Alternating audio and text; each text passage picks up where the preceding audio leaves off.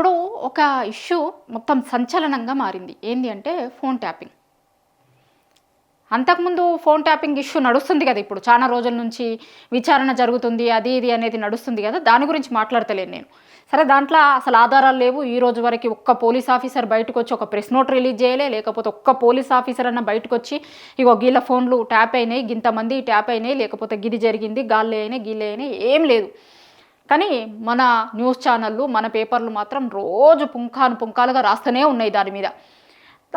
ఒక అడుగు ముందుకేసి వాళ్ళ మంత్రులు, ఇప్పుడున్న మంత్రులు ఏం మాట్లాడతారంటే మొత్తం అసలు ఇక అందులో ఇంట్లో ఇన్నట్టుగానే ఆ రోజు ఫోన్ ట్యాపింగ్ జరిగింది, గిది జరిగింది, వాళ్ళు ఇట్లా మాట్లాడిర్రు, వీళ్ళు ఇట్లా మాట్లాడిర్రు అనేది కూడా మాట్లాడతారు. ఇంకా కొండా సురేఖ లాంటి మంత్రులు ఉన్నారనుకోండి, ఇప్పుడు పరువు నష్టం దావా వేసిండు BRS party working president KTR ఆమె మీద. ఎందుకు? ఆమె మాట్లాడిన మాటల మీద. ఏదో హీరోయిన్ అది ఇది అనేది మీరు విన్నారు కదా, అందరికీ తెలుసు. మళ్ళీ నేను కొత్తగా చెప్పేది ఏం లేదు దాంట్లో, మళ్ళీ కొత్తగా ఆ ముచ్చట్లు ఏం చెప్పా. ఆ మంత్రి అట్లా మాట్లాడితే దాని మీద పరువు నష్టం దావా అదంతా ఆ కేసు కూడా నడుస్తుంది. ఆ ఫోన్ ట్యాపింగ్ మీద ఎప్పుడు దగ్గర కాంగ్రెస్ గవర్నమెంట్ వచ్చి 2 ఏళ్ళు కావస్తుంది, ఇంకొక 2-3 నెలలు అయితే. కానీ దాని మీదనే రోజు డైలీ సీరియల్ లెక్క రోజు పుంకాలుగా స్టోరీలు వస్తాయి మన మీడియాలో. కానీ ఇప్పుడు కాంగ్రెస్ ప్రభుత్వం చేస్తున్న దాని మీద వస్తాయా అంటే స్టోరీలు ఇప్పటిదాకా రాలే. అసలు ఇది ఇప్పుడు బయటకు వచ్చింది ఇష్యూ అంటే మొన్న కేటీఆర్ మాట్లాడిండు. అసలు రేవంత్ రెడ్డి చెప్పగలుగుతావా, నువ్వు నీ క్యాబినెట్లో మంత్రులై ఫోన్లు ట్యాప్ చేస్తలేవు అని చెప్పగలుగుతావా, ఫోన్ ట్యాపింగ్ జరుగుతుంది అనేది మాట్లాడిండు ఆయన. అయితే దాని తర్వాత ఒక విషయం వెలుగులోకి వచ్చింది. ఇప్పుడు ఈయన వెనక కనిపిస్తుంది కదా పేపర్, సౌత్ ఫస్ట్ అనే వాళ్ళు ఒక సంచలనాత్మక కథనం రాసిర్రు. ఏంది అంటే ఫోన్ ట్యాపింగ్ మీద. ఇప్పుడు ఈ కాంగ్రెస్ ప్రభుత్వంలో ఫోన్ ట్యాపింగ్ జరుగుతుంది అన్న లెక్క.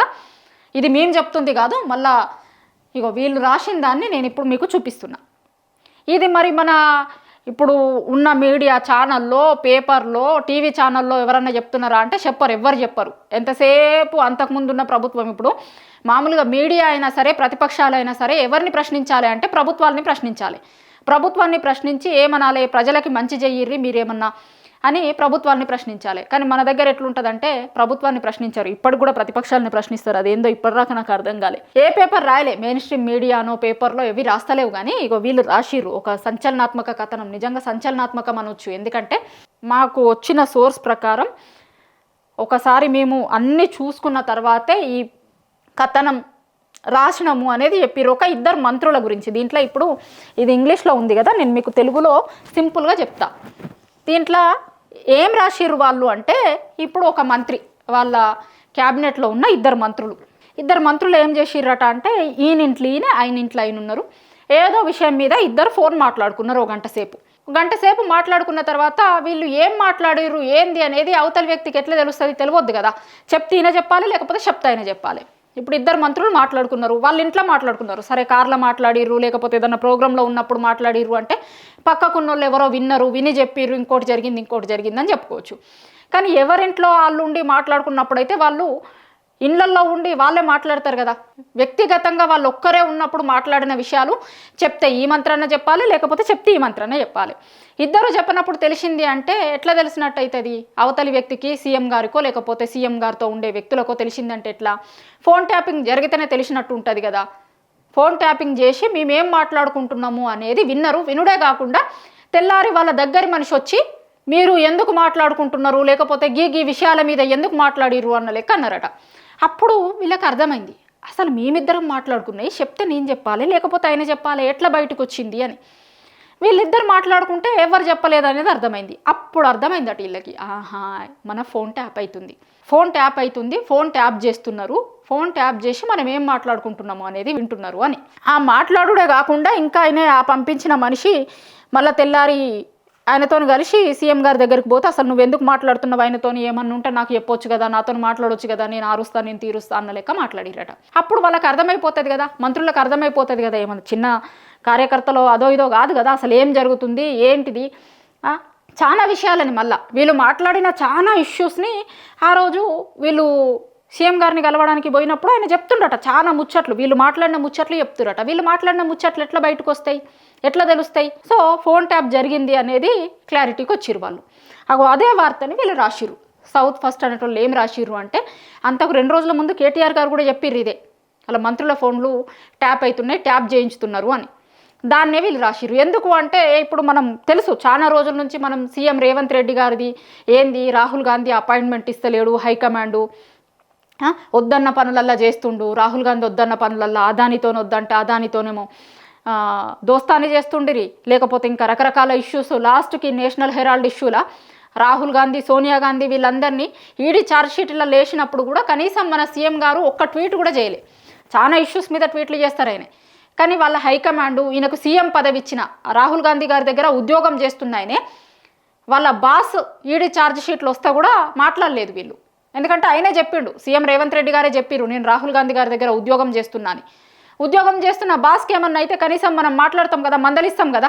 ఇప్పుడు మనం ఏదన్నా ఉద్యోగం చేస్తున్నాం అనుకో, బాస్కి ఏమన్నా అయింది, బాస్ వాళ్ళకి ఏమన్నా ఇబ్బంది వచ్చింది అనుకో, కనీసం మందలిస్తారు కదా. అట్లా వీళ్ళు మందలిచ్చుడు కాదు కదా, కనీసం ఒక ట్వీట్ కూడా వేయలేదు. ట్వీట్ ఎందుకు వేయలేదు అనే దాని మీదనే రచ్చ జరిగింది. అప్పుడు కూడా మనం మాట్లాడినాం, చెప్పినాం కదా. సో అట్లా రాహుల్ గాంధీ గారికి ఒక దిక్కు అసలు అపాయింట్మెంట్ ఇస్తలేరు. ఇప్పటికీ 40 ఇంకా 50కి దగ్గర అవుతారు. ఇంకొక 2 సార్లు 3 సార్లు పోతే హాఫ్ సెంచరీ అవుతుంది.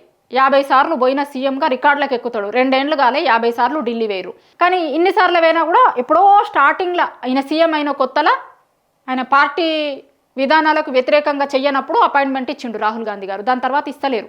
దగ్గర 48వ సార్ అనుకుంటే ఇప్పుడు పోయింది.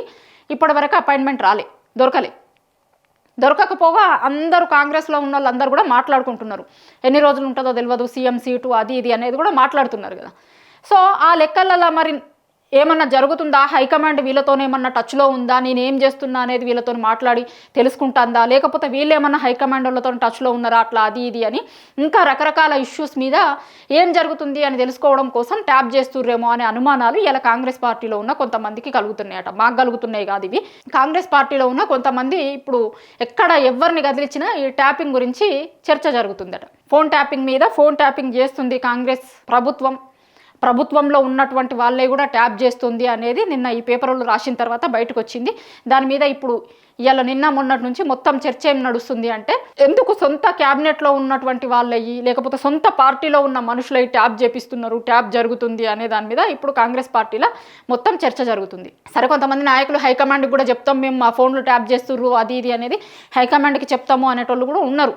ఎందుకంటే చాలామంది ఇప్పుడు పార్టీలో ఉన్న చాలామంది మంత్రులు కాంగ్రెస్ పార్టీలో ముందు నుంచి ఉన్నోళ్ళు.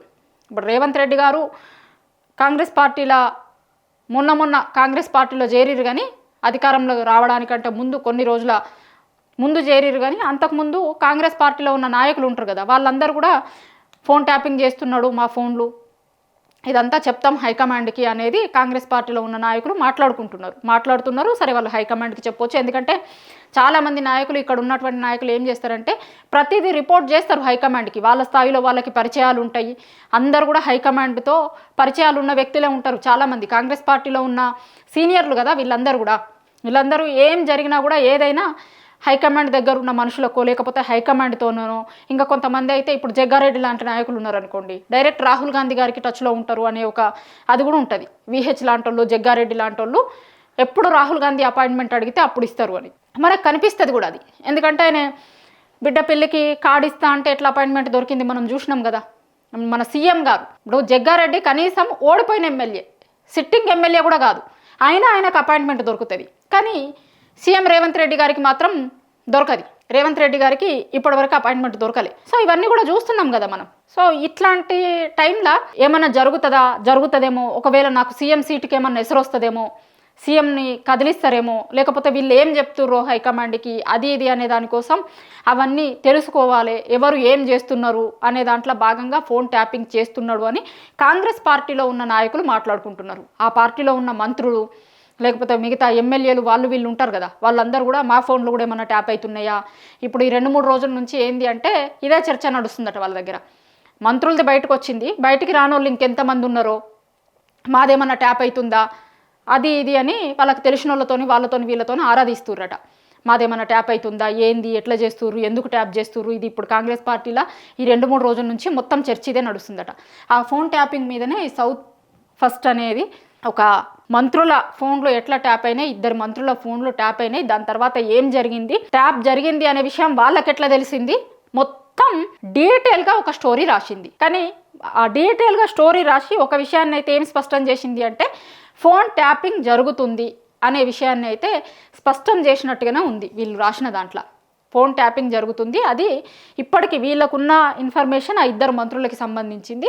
ఇంకా ఎవరిది జరిగింది, ఏం జరిగింది, ఏంది అనేది ఇంకా కొంత రీసెర్చ్ చేస్తే తెలుస్తుంది. కానీ వాళ్ళు రాసిన దాని మట్టుకు అయితే ఇప్పటివరకు వీళ్ళు చెప్పిన దాంట్లో ఇద్దరు మంత్రులది ట్యాప్ అయింది. ట్యాప్ అయిన తర్వాత వాళ్ళు ఏం మాట్లాడుకున్నారు అనేది బయటకు వచ్చింది. గీ విషయాలు మీరు ఎందుకు మాట్లాడిర్రు, ఏం చేసిర్రు, ఎందుకు ఇవి మాట్లాడుతున్నారు అనేది వాళ్ళు అడిగిర్రు. కాబట్టి చెప్తే వీళ్ళిద్దరిట్లలో ఎవరో ఒకరు చెప్పాలి. ఇద్దరు చెప్పినప్పుడు ఖచ్చితంగా ఫోన్ ట్యాపింగ్ ద్వారా తప్ప మిగతా దేని నుంచి కూడా బయటకు వచ్చే అవకాశం లేదు. కాబట్టి ట్యాపింగ్ జరిగింది అనేది అర్థమవుతుంది అనే వార్తనైతే వీళ్ళు రాసిర్రు.